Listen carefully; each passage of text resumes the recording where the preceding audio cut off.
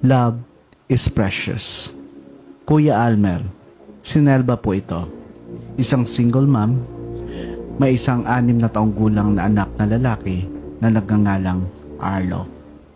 4 na taon na ang nakalipas noong namatay ang ama ng anak ko na si Marlon dahil nahulog sa bangin ang bus na sinasakyan nito. Nung buhay pa si Marlon, Kuya Almer, ay parati itong humihiga sa kandungan ko habang nakaupo ko sa sopa.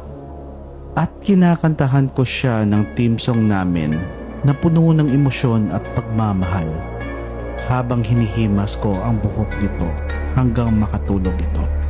Nang dumating ako galing trabaho ay sinalubong ako ng yakap ng anak ko at hinalik-halikan ko ito sa pisngi at inabot ko na rin ang pasalubong kong siopaw sa kanya. Agad naman na tumungo si Arlo sa kusina at linagay ang pasalubong kong siopaw sa pinggan at linapag ito sa lamisita.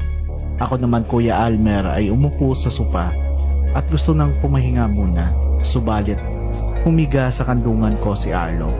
Nagpapalambing ang anak ko sa akin. Agad ko naman na hinimas ang buhok at kinantahan ito. Subalit, habang hinihimas ko ito, ay umiba ang kulay at forma ng buhok. May pulang likido na nakadikit sa buhok nito. Nanlaki ang mga mata ko, Kuya Almer, nang umiba ang mukha ng anak ko. Tumanda ito at naging kamukha ni Marlon. Katulad ito nung nakita ko siya sa ospital. Duguan ang mukha at nakihingalo. Napabalikwas ako sa pagkakaupo at nahulog ang anak ko sa sopa.